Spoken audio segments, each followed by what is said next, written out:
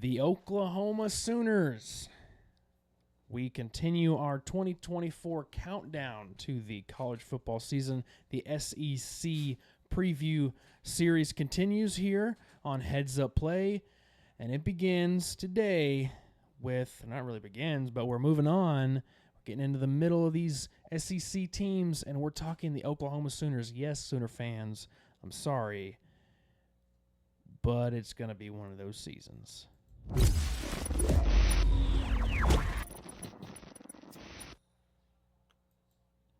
What is up, everybody? Welcome to Heads Up Play 2024 SEC Preview Show. We are going over the Oklahoma Sooners, the first season in the SEC. Pretty crazy to say that out loud. You know, we've talked about it for the last 2 or 3 years that Oklahoma, they're joining the SEC, them in Texas, the two powerhouses of the Big 12. Well, you know what? Now they're here and they're ready to kick in the door. Or they might hurt themselves while kicking in the door because we don't think they're going to be that hot this year. Yeah, look, this is. I've looked at a few other predictions for the Sooners, and look, I think we're lower on them than most other people. I mean, I've seen a lot of people predicting them to go, 8-4, 9-3, which I can see. We'll go over their schedule here in a little bit, but I just think, out of Oklahoma and Texas, one of them is going to have a struggle season getting into the SEC. Look, if they were continuing to play in the current Big 12, hey, they might be competing for a playoff just due to the lackluster abilities of the other teams, right? I mean, but they're not playing Kansas anymore. They're not playing Iowa State anymore. Hey, you're going up against some big boys. Yeah, I get it, the arguments for the SEC. It may be top-heavy. It ain't as top-heavy as the Big 12 anymore. Mississippi State may not be that good. Kentucky may not be that good. But you got to play some tough teams. You got Alabama. You got LSU. You got Ole Miss. You got Auburn. You got Texas still. So let's go ahead and get into it. But what do you think so far, John Rivers, about the Longhorn or about the Sooners rather? And do you think that there will be some struggles this season? It'll be a struggle. Yeah, you lost offensive coordinator. You lost your quarterback. I was a little shocked they gave Venables 6 years extension the other day. Yeah, that came out of nowhere, in my opinion. I was like, okay. Kind of thought that was a little odd. But I think this is a team, and we've mentioned this with other teams. I know we sound crazy when we said this is a team they could go 5-7 or 8-4, like you said. It just depends on how the teams they play are performing. Yeah, absolutely. I totally get that, and that's how I view it as well. Yeah, you do lose a ton. You really don't lose that much talent, on the field, but you lose your defensive coordinator and you lose your offensive coordinator. And I'm with you. I did not get the 6-year extension for Brent Venables. I would have seen at least how he does in, his first and second year in the SEC before you go throw in a massive extension at him. I don't know if Oklahoma's stooped below their standards, but I mean, who knows? Look, this team still can be very dangerous. Don't get me wrong, and that's why, just like you said, It's a very dangerous team, especially at quarterback, and we'll get into that later on in this preview. Yes, it is. So let's go ahead, and I sent you some notes, and I forgot to delete the bottom part of it, or the quarterback at least. We still have Kentucky on that, but the big loss. Well, before we get into the losses on the field, let's go ahead and talk about the coaching staff. So, yes, Brent Venables getting into year 3 at Oklahoma. He's 16-10 so far. Didn't have a great first season in 2022, as we know. But he really did have a quiet 10-3 season last year. Of course, it ended with a loss against Arizona, a good Arizona team. But I mean, I don't think Brent Venables deserves to say he had a good run. I think it was what's his name?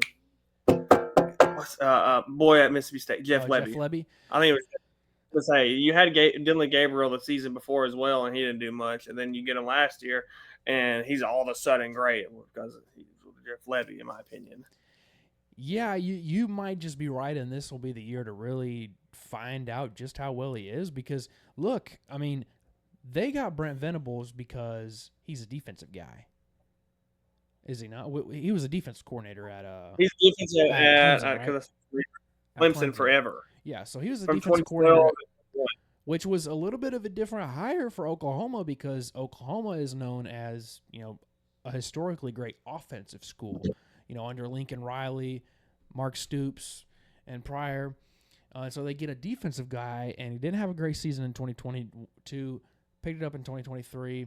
But like you said, you lose Jeff Lebby to Mississippi State, and you hire from within Seth Littrell. He's the first-year OC. He was an analyst at Oklahoma in 2023. Maybe they think that he has the same formula that Lebby could bring on the offensive side. Is I don't he know. a young guy? He is a pretty younger guy. He has experience. He was, an assistant in like North Texas and a couple other places. So he hasn't really had a big-time job anywhere close to this. Seth Littrell, I'm looking right now. I named sorry.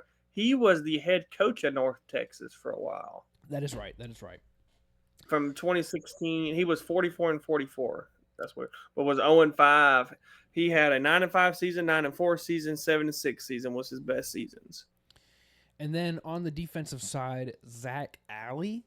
This is also a first-year coordinator for a big for him as DC at Oklahoma. That is, he was defensive coordinator at Jacksonville State under Rich Rodriguez. Pretty good defenses there. Pretty good teams in 2022 and 23. Like Oklahoma kind of reached with that one. I mean, yeah, a little bit out of nowhere.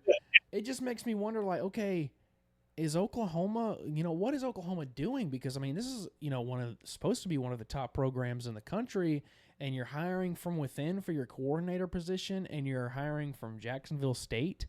Let's say Ohio State and Chip Kelly from UCLA, right. But you're Jacksonville. Yeah, that's crazy. Right. Alabama's hiring, former head coaches as co-DCs and OCs. So a little bit different.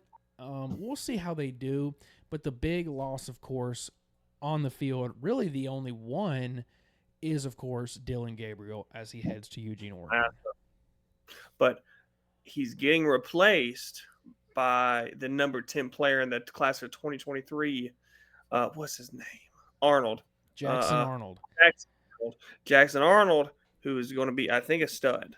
I mean, it depends. I don't know. He did okay in the one bowl game that he played in the Arizona Bowl, or not the Arizona Bowl, but against Arizona in the bowl game, the Alamo Bowl. That's what he played in. Mm-hmm. Threw for 26 for 45 with 361 yards, and 2 touchdowns and 3 interceptions. But he's also sacked 3 times. I mean, I don't know. I think Jackson Arnold, look, we just don't know how well of an offensive coordinator Seth Littrell is going to be. Look, they've gotten a few guys. Deion Burks, transfer wide receiver from Purdue, who should be really good. So we'll see how they do. It's just this is a really hard team to predict because there's 2 new coordinators on both sides of the ball. You got a new quarterback, and you're totally changing conferences. So this is going to be really hard to predict. But let's go ahead and get into their schedule here in 2024. And again, as you can see, we're not very high on them. We think that there will be some growing pains in the SEC for the Oklahoma Sooners. Yes. So starts off. I mean, Lincoln Riley, he ran for a reason. I mean, he knew it was going to be tough. Yeah, exactly. We've said that for a while that we knew that probably was why Lincoln Riley, left to USC, and Lincoln is struggling on the recruiting trail right now at USC. He is losing guys left and right. It was like the first 3 years first 2 years compared to Clay Helton, and like Clay Helton had a better record. Yeah, than Lincoln Riley. That's unfortunate. So all right, so you start off easy non-con games. Really, maybe not that easy. I mean, you should get a win against Temple, but hey, don't sleep on now Big 12 member Houston.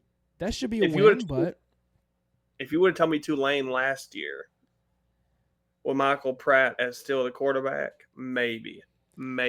I agree. I do think that should be a win for Oklahoma, but don't sleep on Tulane. Still good coaching staff. Who knows how they'll be? But yeah, Michael Pratt not there anymore. And then you get into SEC play, and yeah, this is going to be tough. This is a tough schedule. Tennessee, who knows? Maybe they could pull something out of their butt and, pull a win there. I think Tennessee's going to be pretty good this year, though. Auburn, out of all these SEC teams, don't you think Auburn might be the only one aside from South Carolina that they may be able to pull a win against? Auburn and maybe LSU. But is that Baton Rouge? Yeah, it is in Baton Rouge, I do believe. Yeah, I'm thinking. And look, hey, we could be totally wrong, and the other guys who are predicting Oklahoma to go 9-3, 10-2, whatever. Look, Alabama's going to have a tough time in Norman, Oklahoma. I mean, that's going to be a different environment for them. That'll be a pretty cool game to watch for sure. But I just don't see it. Maybe, some of these teams, you've got some questionable teams on here, like Ole Miss. Are we too high on Ole Miss? Are we too high on Missouri? Are we not high enough on LSU? Are we too high on Texas after just 1 year of being good under Sark? Who really knows? This is just a really tough team to predict.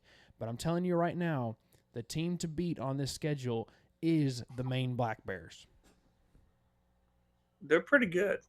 I mean, I heard rumors that we want to drop Vandy for Maine in the SEC. I mean, it just makes the most sense. I mean, geographically, look, we're wanting to expand up there. Maine is basically the South. I mean, Maine is more south than, Kentucky. If heaven ain't a lot like Maine, then I don't want to go. But yeah, so all right, let me ask you this. I thought for a second when I was putting this graphic together, I said, do I want to put a little green sliver there at the game on the bottom left? I thought about it. Because who thought that Oklahoma was going to beat them this past year? And look what happened. It's always like the Iron Bowl with Alabama fans. I mean, you just don't know. I mean, in the last 2 years, they've been by last-second games. And within the past really 10, 15 years, I mean, aside from Texas winning, a few games, Oklahoma really has dominated that rivalry. It'll be incredible to watch here in the SEC. That game now moving, I believe, to that 2:30 slot, is it not?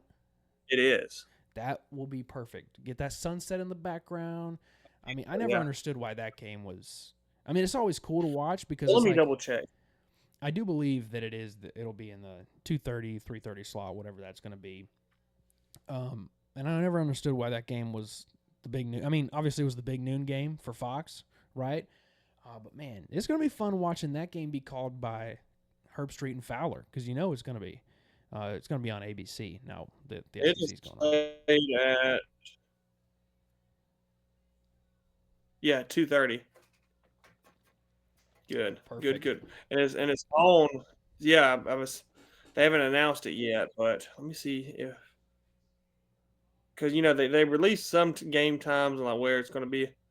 I don't know if that one's going to be on ESPN or not. Let me tell you why. Because you got Ohio State at Oregon. That'll be a Fox game though, or CBS. Remember, because CBS takes over Big Ten. Yeah, they get the Big Ten now. Yeah. It'll be either because Fox still has Big Ten too, so it'll either be Fox or CBS. I don't know, man. They might put on their California versus Pitt. I mean, that'll be game day. Or San Jose State at Colorado State. I don't know, man. We've got to talk on the podcast at some point, the actual podcast about, because you just mentioned it, California and Pitt. That's an ACC game. Is that not? That's crazy. I don't know why. This year I really want to go to I think California plays at Florida State. I would love to go to a Cal ACC game. Don't know why, but it's weird to see. I mean, like Stanford coming over to play. It's like how can SMU, Stanford, and Miami all be in one conference? Yeah, that's weird to me. There's 3 regions of the state, of the United States. And and not to get too off topic from Oklahoma, but the big kicker on that, the reason people didn't want that was because, people at Cal and Stanford didn't want to fly, 2,000 miles every week to go play a game. Well, shoot, people in Miami don't want to go the other way, right? People in Rutgers don't want to do the other way. But, guys, I do think that does it for our Oklahoma preview.